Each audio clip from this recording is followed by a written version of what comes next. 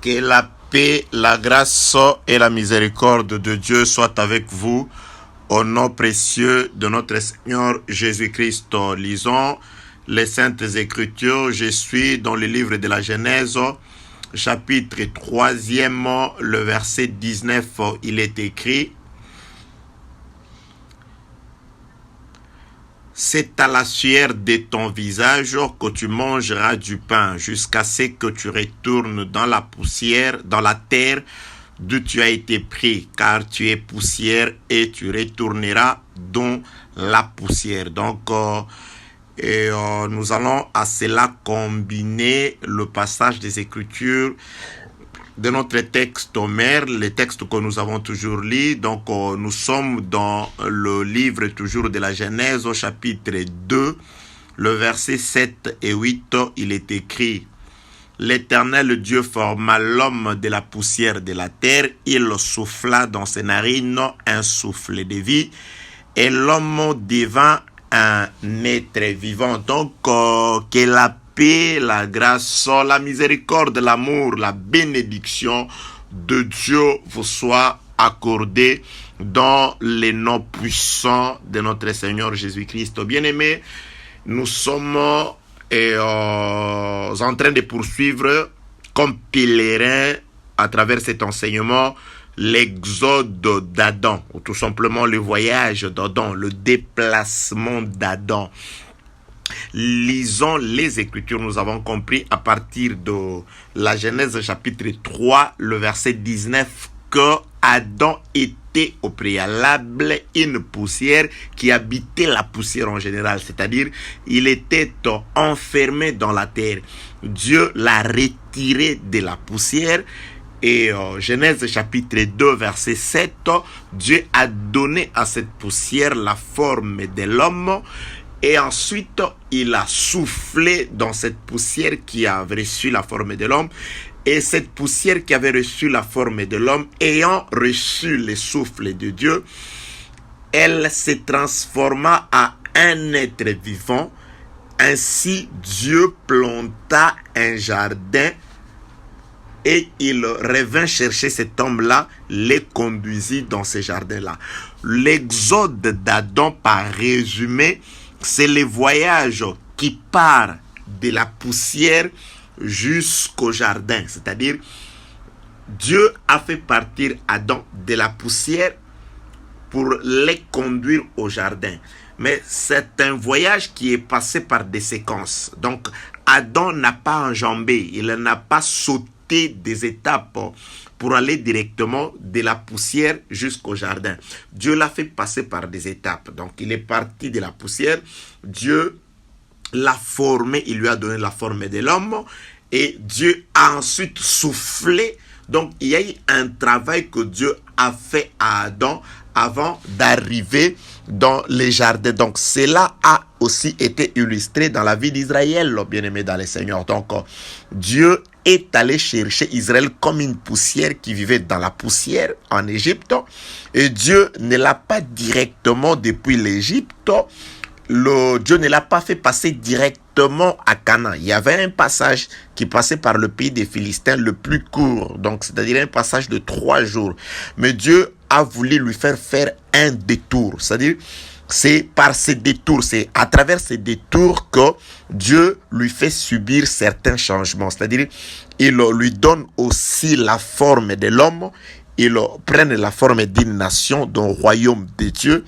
Et ensuite, Dieu doit souffler. Il doit leur donner la loi qui était son souffle, qui était ce qui les vivifiait, ce qui les rendait différents des autres nations.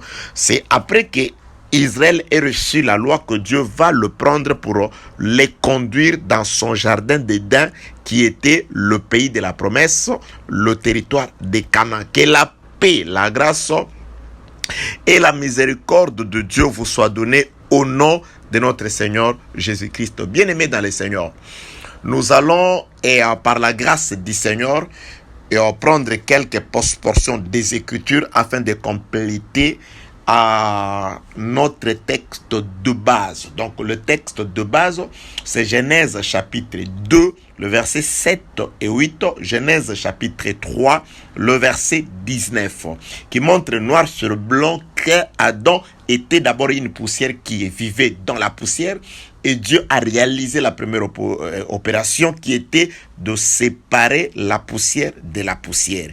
Et Dieu forma l'homme de la poussière, et Dieu souffla dans les narines de l'homme, ainsi Adam devint un être vivant. Dieu laissa Adam et il alla planter un jardin, et après il revint chercher Adam pour les conduire dans ces jardins d'Éden. Donc, l'exode d'Adam, c'est un voyage qui part de la poussière jusqu'au jardin. Donc, je l'ai toujours résumé, en tout cas, de plusieurs façons. Si on vous demande, ça veut dire quoi l'exode d'Adam? C'est tout simplement la façon dont Adam est parti de la poussière pour arriver au jardin. C'était de la même façon que Israël est parti de l'Égypte pour arriver sur le territoire de Canaan. C'est aussi de cette même façon que nous, entre autres, moi qui vous parle, nous sommes partis de la poussière, nous sommes partis du monde, de la mondanité, de la boue, de la casse du monde, de vaines manières de vivre. Dieu est allé nous chercher là-bas. Nous étions ignorants, nous étions païens, nous étions du nombre de ceux qui vivent dans le désordre aujourd'hui. Nous étions le fils de la perdition de par notre nature pécheur. Il est allé nous chercher, il nous a donné la forme de l'homme par le sang de Jésus-Christ qui a fait de nous une nation qui nous a tous réunis dans un seul corps, et il nous a donné le Saint-Esprit. Et quand il nous a donné le Saint-Esprit après la mort de Jésus-Christ, maintenant recevons le Saint-Esprit. L'Esprit du Seigneur nous a transformés à des êtres vivants. C'est par l'Esprit de Dieu que nous sommes devenus les êtres vivants. C'est pourquoi il est écrit: celui qui n'a pas l'Esprit de Christ ne lui appartient pas. Bien-aimé, j'ai toujours enseigné, expliquant dans les Saintes Écritures que la seule, ou le seul, je vais bien dire, avantage qu'avait Esther, ce n'était pas sa beauté. La beauté d'Esther, ce n'était pas cet atout qui lui a fait trouver grâce parmi toutes les filles pour entrer dans la maison royale, pour devenir l'épouse. Vous savez, le secret d'Esther, c'est ce que son oncle lui avait dit: ne dis à personne. C'est-à-dire, Esther avait un seul avantage parmi toutes les filles qui étaient là, dans les palais, auprès du roi. Parmi les conseillers du roi, il y avait quelqu'un de la famille d'Esther. Donc Esther avait un espion auprès du roi. Esther connaissait le roi par son oncle. Donc Mardoché, qui était l'oncle d'Esther, travaillait avec le roi. Il était déjà dans les palais. Donc Esther avait beaucoup plus de facilité que toutes les autres filles. Pourquoi? Parce que son oncle lui dictait comment elle devait parler, comment elle devait s'habiller, comment elle devait être pour plaire au roi. Parce que son oncle, vivant déjà dans le palais auprès du roi, il connaissait des habitudes du roi. Il connaissait de tout ce que le roi aimait. Il savait pourquoi est-ce que la première femme a été répudiée. Qu'est-ce que Esther devait avoir de différent par rapport à la première femme pour plaire au roi, pour conquérir le cœur du roi. C'est pourquoi Esther, le jour où elle a été appelée auprès du roi, elle a trouvé grâce. Parce que le roi s'est vu dans Esther. Comment cela? Parce que Esther avait un espion auprès du roi. Esther avait un oncle. Que Dieu soit loué, bien-aimé. L'église du Seigneur, la bien-aimée, l'épouse de Jésus-Christ, elle est avantagée par rapport au reste du monde. Pourquoi? Parce que nous avons quelqu'un auprès du Père. Nous avons un espion auprès du Père. Les Écritures apportent: l'Esprit sonde les profondeurs des cieux. Le Saint-Esprit que Jésus-Christ nous avait promis et qu'il a accompli, c'est cet esprit qui sonde les profondeurs de Dieu. C'est cet esprit qui reçoit de Dieu et nous enseigne. Il dit: lorsqu'il viendra le Saint-Esprit, il prendra ce qui est à moi et il vous l'annoncera. Donc nous connaissons, étant sur terre, nous connaissons déjà les habitudes du ciel. Nous connaissons la volonté de Dieu. C'est pourquoi une fille de Dieu, ne s'habille que pour plaire à son mari, pour plaire à Dieu. Bien-aimés, ces jours-là, nous sommes certains que nous trouverons grâce. Pourquoi? Parce que ce que l'Esprit nous dit est la vérité. Ce que l'Esprit nous dit, il le puise auprès de Dieu. De même que Esther, qui avait déjà quelqu'un de sa famille habitant auprès du roi, qui pouvait lui rapporter les secrets du roi, la volonté du roi, l'amour du roi, les habitudes du roi, et comment adapter sa vie pour plaire au roi. Nous avons aujourd'hui le Saint-Esprit. Dans l'église, le Saint-Esprit ne fait pas seulement gesticuler les gens. Le Saint-Esprit ne fait pas seulement chanter, mais le Saint-Esprit, c'est cet esprit plutôt qui nous souffle la pensée de Dieu. Le Saint-Esprit, c'est comme Rebecca. La Bible déclare, l'homme et la femme seront une seule chair. Ils seront ensemble. Donc Rebecca était auprès de son mari. Lorsque le mari Isaac a pris la décision de bénir, Rebecca a écouté. Comme Rebecca aimait Jacob, elle a écouté du palais, elle est descendue du palais pour venir révéler à Jacob, qui était ignorant, ce qui s'est déroulé dans le palais, ce qui s'est passé dans le palais. Elle lui a exactement dit ce qui se disait dans le palais. Elle lui a donné l'explication, elle lui a envoyé, elle lui a donné des devoirs. Va faire ceci, va exécuter ceci. C'est pourquoi, bien aimé dans le Seigneur, celui qui a l'esprit de Christ, l'esprit qui était au commencement avec Dieu, l'esprit qui était Dieu, l'esprit qui nous a été envoyé aujourd'hui, l'esprit dans l'église enseigne les habitudes de Dieu. L'esprit à l'église révèle les secrets du ciel, les secrets du trône, et l'esprit nous envoie faire un travail. L'esprit nous envoie travailler. C'est pourquoi le frère Paul dit, soyez zélés et non paresseux. Bien aimé, celui qui a l'esprit de Dieu, il se met au travail. Il travaille pour le Seigneur. Il va dans le troupeau. Il va lui-même chercher le troupeau. Il va lui-même chercher les vêtements de son frère. Que la paix, la grâce et la miséricorde de Dieu soient avec vous. L'avantage d'Esther d'avoir son oncle dans les palais, quelqu'un qui lui dictait les habitudes du palais, c'est ça l'avantage de l'église. Nous avons l'esprit auprès du Père. Nous avons Christ. Nous avons notre avocat. Il est sous forme spirituelle. Quand il est là comme aujourd'hui, il est en train de te parler. Il est en train de te révéler les secrets de ton amoureux, des maris, de celui qui t'aime, de celui qui veut que tu sois comme lui, afin que lorsqu'il te verra, qu'il se reconnaisse en toi. Parce que l'homme, c'est le reflet de la femme. Nous devons devenir le reflet de la femme. Mais Esther ne pouvait devenir le reflet de son mari, le reflet du mari, j'allais dire, qu'en écoutant son oncle. Et aujourd'hui, l'oncle qui travaille dans les palais, qui nous renseigne sur les habitudes du palais, c'est le Saint-Esprit, à travers l'enseignement. Et le Saint-Esprit se fait ou se raconte par le ministre. C'est pourquoi une église sans ministère, que la paix, la grâce et la miséricorde de notre Dieu vous soient données au nom de notre Seigneur Jésus-Christ. Bien-aimé, à cela, je vais ajouter quelques portions des Écritures. Donc, nous sommes dans l'exode d'Adam. Là, c'est, je crois, on en est à la 14e intervention. Donc, si vous voulez en connaître un peu plus, et demander les audios précédents. Mais nous avons toujours, par la grâce de Dieu, par la grâce Seigneur, Dieu nous a toujours inspiré de manière à ce que chaque audio soit un tout. Quoique c'est une portion de l'enseignement, mais qu'il soit un tout. Vous pouvez tomber sur un seul audio, vous aurez le temps de pouvoir écouter la voix du Seigneur, avoir une idée sur ce qui s'est dit, mais écoutez aussi l'ensemble des audios. En tout cas, je vous assure que vous ne perdrez pas votre temps. Je suis avec le frère Luc. Nous allons lire aujourd'hui le frère Luc. Je vais donner 3 passages des Écritures. J'ai préparé 3 passages des Écritures. Je prends d'abord Luc chapitre 9, le verset 31. Le verset 51 plutôt.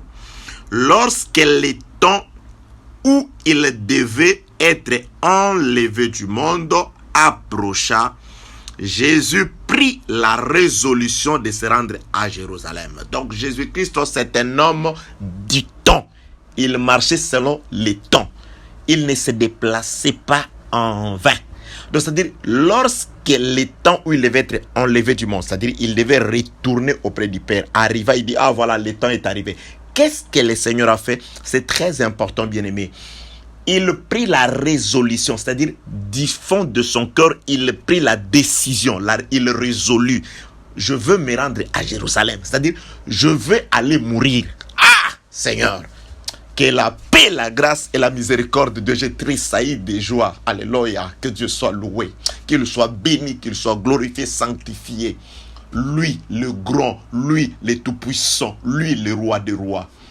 Il n'y en a pas de pareil à lui, c'est Dieu d'Israël, le Dieu d'Abraham, d'Isaac et de Jacob, qui se révèle en ce jour, dans le nom de son Fils Jésus-Christ. Bien-aimé, Luc chapitre 9, le verset 31, verset 51. Lorsque le temps où il devait être enlevé du monde approcha, Jésus prit la résolution de se rendre à Jérusalem. Bon, je vais me rendre à Jérusalem parce que le temps de ma mort est arrivé. Il est allé s'offrir lui-même. C'est pourquoi il dit, je donne ma vie. Personne n'a le pouvoir de me la prendre. Je donne ma vie car j'ai le pouvoir de la récupérer. Lorsque Pilate, voulant compliquer les choses, lui dit, je te pose la question, tu gardes le silence, tu ne sais pas que j'ai le pouvoir de te relâcher comme de te condamner. Il dit, Pilate, là, je te garde plus silence. Tu n'aurais aucun pouvoir sur moi si mon Père qui est dans les cieux ne te l'aurait pas donné. C'est-à-dire, tu n'as pas de pouvoir. Tu n'es qu'un soldat qui exécute les ordres du roi des rois. Tu es en train d'exécuter mon ordre, car je suis venu pour mourir, afin que par mon sang, les enfants de Dieu éparpillés sur toute la terre soient réunis dans un seul corps, afin qu'après ma mort, que les testaments soient ouverts, que chacun des héritiers sache la portion qui lui a été donnée en partage. Bénis le Seigneur parce qu'il a accepté de mourir. Et grâce à la mort du Seigneur, maintenant le testament peut entrer en vigueur. Que la paix, la grâce, la miséricorde et l'amour de Dieu vous soient donnés au nom de notre Seigneur Jésus-Christ. Bien-aimé dans le Seigneur, il a pris cette résolution. Mais comment s'est fait ce voyage? C'est ce que j'aime dans les Écritures. Le voyage, d'abord, l'objectif, c'est ils seront à Jérusalem pour mourir. Parce que lorsque les temps, disent les Écritures, où il devait être enlevé du monde arriva, il prit la résolution de lui-même. Personne ne l'a forcé. Judas n'a même pas eu l'idée de les trahir lui-même. C'est-à-dire, il va organiser sa propre mort. Il va organiser son propre funérail. Il va organiser ses propres obsèques. Il va organiser son propre meurtre, son propre homicide. Alléluia! Jésus-Christ a tout planifié, il a tout organisé. Lui-même, il connaissait les temps, il dit voilà, le temps de ma mort est arrivé. Il prend la résolution, il se lève, il s'en va à Jérusalem. Nous allons comprendre pourquoi à Jérusalem. Je vais sauter J'arrive toujours avec le frère Luc. Je vais lire Luc au chapitre 13, le verset 22. Jésus traversant les villes et les villages, enseignant et faisant route vers Jérusalem. Maintenant, lorsqu'il a pris cette résolution d'aller à Jérusalem, il a traversé les villes et villages. Et quand il traverse les villes et villages, qu'est-ce qu'il faisait? Il enseignait. Là, je vais exhorter à mes frères serviteurs de Dieu. Lorsque Jésus-Christ enseignait sur son parcours, il avait l'objectif en tête. L'objectif, c'était Jérusalem. C'est-à-dire, tout l'enseignement qu'il faisait ne le détournait pas de Jérusalem. C'est-à-dire, tout ce que nous pouvons dire, tout ce que nous pouvons enseigner, exhorter, tout ce que nous pouvons dire au peuple de Dieu, ceux à qui Dieu a donné un message, l'objectif, c'est Jérusalem. L'objectif, c'est le royaume des cieux. On n'enseigne pas pour la vie courante. On n'enseigne pas pour la vie de la terre. Bien aimé, le reste vous sera donné par-dessus. Cherchez premièrement le royaume et la justice de Dieu. Or, Jérusalem, c'est la ville du grand roi. Jérusalem, c'est ça le royaume de Dieu. Donc, Jésus-Christ lui-même, comme maître, comme enseignement, comme enseignant, comme modèle, lorsqu'il enseigne, il a en tête la résolution d'aller à Jérusalem. C'est-à-dire, c'est pourquoi même le frère Paul donne un conseil à Timothée. Il dit, fais gaffe à toi-même et à ton enseignement. Car veille sur toi-même et veille sur ton enseignement. Car c'est par cela, c'est de cette façon que tu te te sauveras toi-même et tu sauveras ceux qui t'écoutent. Donc, c'est-à-dire, l'objectif, c'est Jérusalem. L'objectif, c'est les jardins. C'est pourquoi Dieu, quand il prend Adam dans la poussière, tout ce qu'il fait, il lui donne la forme, il lui donne les narines, il le souffle. Dieu a en tête un seul objectif. Cet homme que je retirais de la poussière, je dois le conduire dans son Jérusalem. Je dois le conduire au jardin. Lorsque Dieu, l'enseignement parle, descend. Lorsque Dieu parle, lorsque nous prêchons, l'objectif c'est Jérusalem. Nous devons cap toujours vers Jérusalem. Jésus-Christ était en train d'enseigner sur le parcours, mais il faisait route vers Jérusalem. Pourquoi? Parce que il y a quelque chose qui va se passer là-bas. Nous allons comprendre. Il doit y mourir. Il doit aller à Jérusalem. Nous tous, bien-aimés, nous sommes appelés à aller à Jérusalem. Pourquoi Jérusalem? Nous allons comprendre dans la lecture, dans la suite des temps. Donc, nous devons aller à Jérusalem. Et ce que nous faisons ne doit pas nous écarter de Jérusalem. Quand il arrive où les prédicateurs aujourd'hui commencent à tordre la parole de Dieu tout simplement pour se servir des choses de la terre. Ils commencent aujourd'hui à utiliser la parole de Dieu comme un appât de gain, juste pour ils enseignent la parole juste pour des gains sordides, les choses de la terre. Ils regardent sur la terre. Ils oublient que d'abord Jérusalem. Recherchez d'abord Jérusalem. C'est pourquoi je dis alléluia. J'ai toujours dit ceci. Bien aimé dans le Seigneur. Ok, non. Il y a très peu de temps. Je vais le dire après, même dans un autre enseignement. Mais là, Luc chapitre 13, le verset 22. Jésus traversait les villes et les villages, enseignant et faisant route vers Jérusalem. Qu'allait-il faire à Jérusalem? C'est là où il doit mourir, parce que lorsque le temps de sa mort est arrivé, il prit cette résolution d'aller à Jérusalem. Donc il se rendait à Jérusalem. Bien aimé, dans une église où on ne vous tourne pas les regards vers Jérusalem. Non. Quel que soit ce qui se passe, les miracles, les prophéties, tous, la Bible déclare, doivent édifier, doivent avoir pour objectif l'édification. L'édification, c'est la construction du corps, du corps du Seigneur. Donc, ça doit toujours amener à l'édification. Que la paix, la grâce et la miséricorde cap vers Jérusalem, cap vers les jardins. Dieu ne retire pas Adam dans la poussière. Il ne lui fait pas subir toutes ces choses-là pour les laisser dans la poussière. Non, il le sépare de la poussière, il lui donne la forme de l'homme, il le souffle dans ses narines. Adam devient un être vivant. Ce n'est pas pour rester dans la poussière, c'est pour aller à Jérusalem, c'est pour aller au jardin. Donc l'exode d'Adam, Adam doit partir de la poussière vers Jérusalem. C'est pourquoi Dieu a dit ceci à Israël. Tu ne reprendras plus ces chemins pour retourner en Égypte. Tu ne reprendras plus ces chemins que je te fais passer aujourd'hui pour retourner en Égypte. Je vous ai fait sortir de la maison de servitude, de la poussière, de l'Égypte, de l'esclavage, afin de vous conduire à Canaan. Vous ne prendrez plus ces chemins. Mais lorsque le peuple devient incrédule, la première des choses, nommons un chef. Cherchons un pasteur qui va nous ramener en Égypte. Combien de pasteurs aujourd'hui ramènent le peuple en Égypte? Aujourd'hui, les choses que les gens peuvent recevoir facilement dans le monde, ce sont ces choses qu'on leur parle à l'église. Vous voyez vraiment des chefs qui ramènent le peuple en Égypte.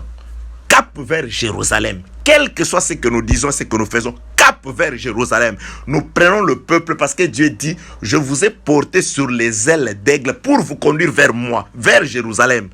Jérusalem, roi Salem, la ville de paix, vers le roi des rois, les souverains sacrificateurs, vers Dieu, vers le Seigneur. Je lis encore Luc chapitre 13, là on venait de lire le verset 22, là je veux un tout petit peu sauter pour arriver à atterrir Luc 13, 33 pour gagner le temps. Mais il faut que je marche aujourd'hui, c'est-à-dire cette marche de Jérusalem, c'est une marche de aujourd'hui, demain et les jours suivants. C'est-à-dire pour aller à Jérusalem, Jésus-Christ passe 3 étapes, 3 jours. Il va à Jérusalem. Il est en train d'enseigner. C'est-à-dire, quand il enseigne, il dit, c'est un travail qu'il fait dans 3 jours. Qu'est-ce qu'il va faire à Jérusalem? Il va être sacrifié là-bas. Et le cap, c'est vers Jérusalem. C'est un voyage de 3 jours. Je marche aujourd'hui, demain et les jours suivants, car il ne convient pas qu'un prophète périsse hors de Jérusalem. Ah voilà, c'est ce que nous allons comprendre aujourd'hui. Il y a beaucoup de soi-disant prophètes qui périssent en dehors de Jérusalem. Mais toi, mais ça c'est en dehors de Jérusalem. Mais tu n'es pas dans la ville du grand roi. Comment tu meurs en dehors de la ville du grand roi? Comment tu fais que la paix, la grâce et la miséricorde de Dieu vous soient données au nom de notre Seigneur Jésus-Christ. Donc, le voyage de Jésus vers Jérusalem, c'est un voyage de 3 jours. Car il faut que je marche aujourd'hui, demain et les jours suivants. Car il n'est pas bon qu'un prophète périsse hors de Jérusalem. Je m'en vais à Jérusalem pour mourir. Il prend lui-même la résolution et dans cette résolution-là, il commence à enseigner en route. Quand il enseigne, l'enseignement, la prédication de Jésus-Christ ne le détourne pas de son objectif. L'objectif, il est de 3 jours. Et cet objectif, c'est Canaan.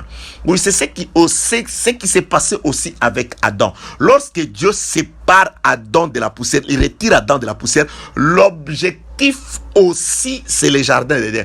Et Dieu doit marcher aussi 3 jours avec Adam.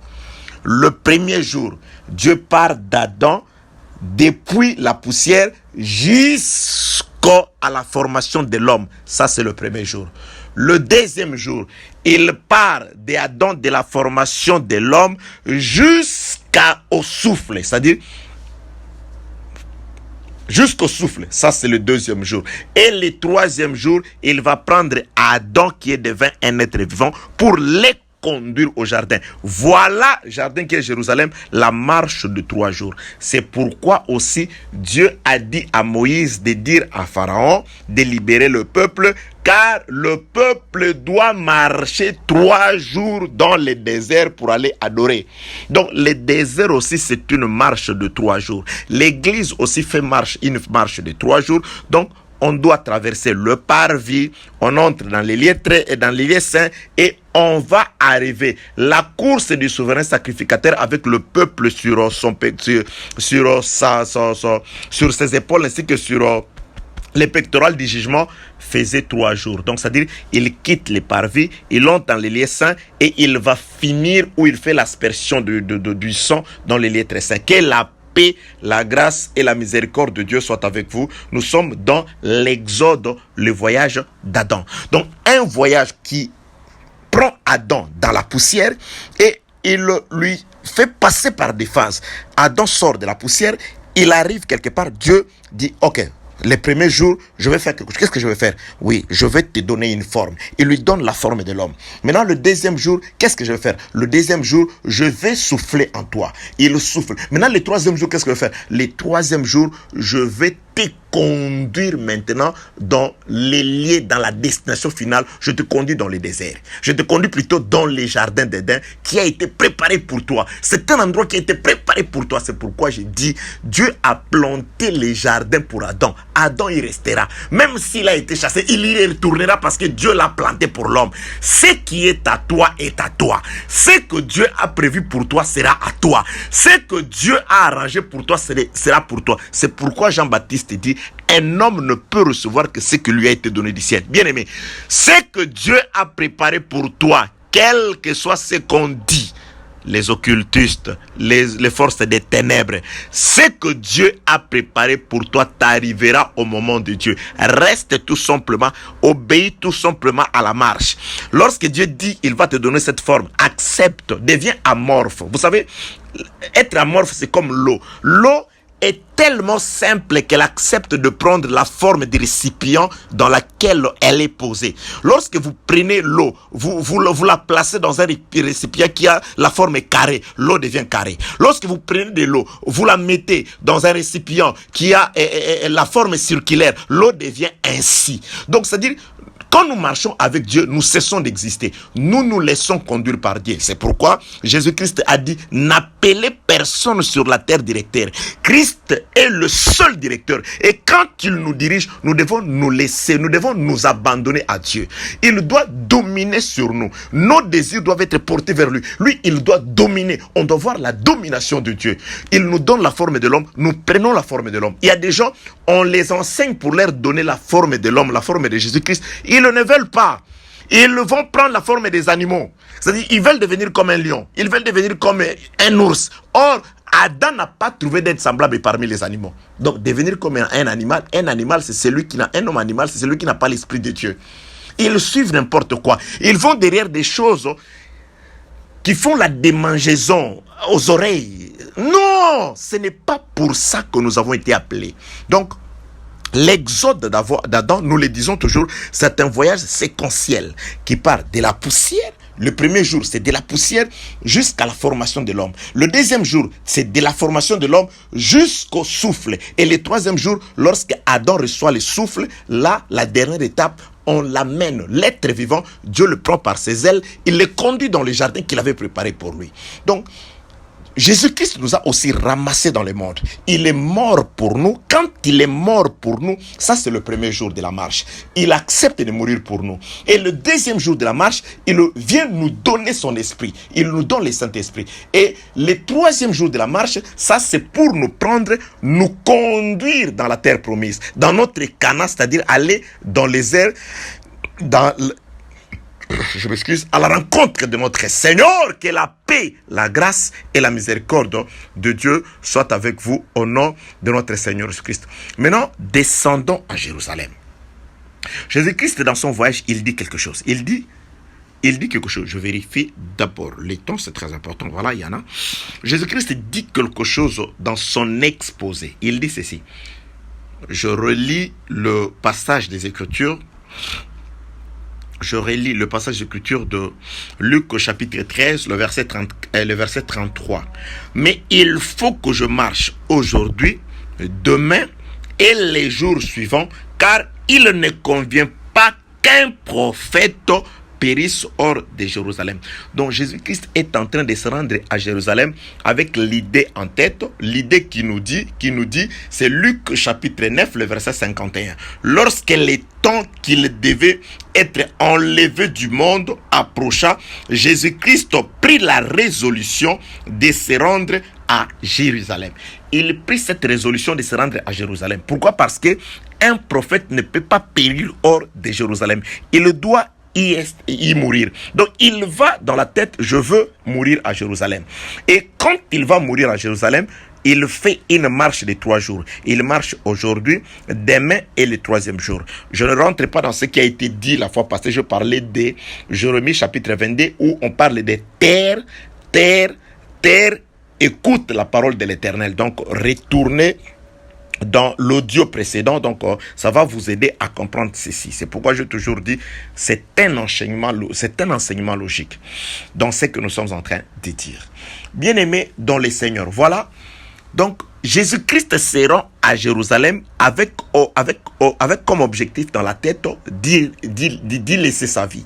Il va pour mourir. Il passe 3 jours. Le premier jour, le deuxième jour et le 3e jour, il va arriver sur place et il va mourir, car il n'est pas bon qu'un prophète meure en dehors de Jérusalem. Ok, maintenant parlons de la mort de Jérusalem, de la mort de Jésus. Pourquoi tient-il toujours à mourir à Jérusalem? Pourquoi un prophète, lui, quand il parle des prophètes, il parle d'abord de lui. Donc il parle de lui. Les bons prophètes, c'est le Seigneur. Et je viendrai aussi pour exhorter en ce qui nous concerne. Donc il parle de lui. Donc il doit mourir à Jérusalem. Pourquoi doit-il mourir à Jérusalem? Maintenant, qu'est-ce que Jésus-Christ entend par la mort? Là, je suis dans le livre de Jean pour gagner le temps. Vous allez lire dans le livre de Jean, chapitre 12. Jésus-Christ dit ceci. Un grain de blé, lorsqu'il n'est pas mort, il est vivant, il reste seul. Le grain de blé, lorsqu'il est vivant, il reste seul. Mais lorsque les grains de blé meurent, il produit plusieurs fruits. Donc, un grain de blé, il parlait de lui. Parce que c'était le jour où Jésus-Christ était là, les Grecs sont arrivés. Ils ont parlé à un disciple. Ce disciple-là est allé voir un autre disciple. Et ensemble, ils sont allés voir Jésus. Seigneur Jésus-Christ, il y a des Grecs qui sont à l'extérieur qui veulent te voir. Jésus-Christ, au lieu de répondre comme un homme normal, non, dites à ces Grecs-là, le moment n'est pas encore venu. Ou dites à ces Grecs-là, je suis occupé. Dites à ces Grecs-là que... Non, Jésus-Christ, au lieu de répondre comme un homme normal, je parle d'un homme normal. Au lieu de répondre, de donner une réponse, il y a quand même des gens qui se sont donné la peine de se déplacer. Je ne sais d'où ils sont venus pour te voir, Seigneur. C'est pour t'honorer. En plus, ce sont des personnalités. Ce sont des Grecs. Jésus-Christ dit ceci. Il donne une réponse sous forme du Saint-Esprit. C'est-à-dire, il faut avoir l'Esprit pour comprendre la réponse du Seigneur. Il dit, le grain de blé, lorsqu'il tombe du ciel, il est seul. Mais quand il meurt, il porte beaucoup de fruits. Le grain de blé, avant de porter beaucoup de fruits, il doit mourir. Donc, il parlait de lui. Il est le grain de blé qui est descendu du ciel. Il avait dit, je suis le pain qui est descendu du ciel. C'est-à-dire, c'est lui le seul grain. Donc, tant que Jésus-Christ restait vivant, il était seul. Les Grecs, c'était des païens. Jésus-Christ restant seul, Jésus-Christ dans la chair, il n'est pas venu pour le païen. Il n'est pas venu pour les Grecs. Il ne peut pas recevoir les Grecs parce que il est un prophète qui est venu chez les siens. Il est un prophète qui est venu voir ses frères de la maison d'Israël. Donc, il doit mourir portant beaucoup de fruits, c'est-à-dire la grâce irait chez les Grecs. C'est ce que les centeniers a compris. Les centeniers disent au Seigneur, je ne suis pas digne de te recevoir chez moi. C'est mon serviteur qui est malade. Dis seulement une parole, mon serviteur sera guéri. Donc, Jésus-Christ dans la chair ne peut pas aller chez un Romain. Il peut aller chez un Romain, mais il n'est pas venu sauver les Romains. Donc, les Romains, nous, les païens, ce qui arrive chez nous, c'est la parole. Donc, Jésus-Christ dit, en quelque sorte, il leur a dit d'aller répondre à ces Grecs-là, d'attendre que les grains de blé meurent. Lorsque les grains de blé vont mourir, les grains de blé produira beaucoup de fruits. Entre autres, les saluts pour les nations, les saluts pour les Grecs, les saluts pour les Congolais, les saluts pour les Français, les Américains, les Anglais, les Chinois, les Indiens, le Thaï. Donc, les saluts sera pour plusieurs peuples lorsque les grains de blé mourra. Donc, les grains de blé doivent mourir afin de se multiplier, afin de se fructifier, afin de produire beaucoup de fruits. Mais Jésus-Christ dit, ces grains de blé-là ne peuvent mourir qu'à Jérusalem. Donc, c'est à Jérusalem que Dieu va s'aimer. Dieu va s'aimer à Jérusalem. Et lorsque Dieu sème à Jérusalem, qu'est-ce que Dieu va s'aimer à Jérusalem? Il va s'aimer la semence du blé. Lorsqu'il va s'aimer à Jérusalem, c'est alors que de Jérusalem sortira de Jérusalem une plante qui sortira à Jérusalem. C'est cette plante-là qui sortira à Jérusalem qui pourra nourrir et les Grecs, et les Romains, et les Juifs, et les païens en général. Que la paix, la grâce et la miséricorde de Dieu soient avec vous. Donc, lorsque Jésus-Christ parle de sa mort qui est à Jérusalem, c'est de Jérusalem. C'est pourquoi l'évangile, écoutez, l'évangile n'a pas commencé dans un pays africain. L'évangile n'a pas commencé aux États-Unis d'Amérique. L'évangile de la grâce n'a pas commencé, je ne sais dans quelle ville d'un pays ou avec un homme. L'évangile, c'est les grains de blé. Il n'était pas bon que ces grains de blé soient sémés ailleurs qu'à Jérusalem. La bonne nouvelle sera prêchée à Jérusalem, en Judée, à Samarie, jusqu'aux extrémités de la terre. C'est d'abord à Jérusalem. C'est là que doivent mourir les grains de blé. C'est là que doit être sémé. Bien-aimé, la sémence, le blé que nous sommes en train de manger aujourd'hui, ce sont juste les étapes de la plante de l'arbre qui ont juste traversé la mirée pour venir vers nous. Mais les troncs, le frère Paul le dit, il est à Jérusalem. La racine est à Jérusalem. Nous, on profite juste. La grâce, c'est-à-dire, Dieu va nous servir. Nous, à qui il n'était pas destiné. Parce que la sémence a été sémée à Jérusalem. C'est pourquoi, pour être sauvé, il faut être enterré à Jérusalem.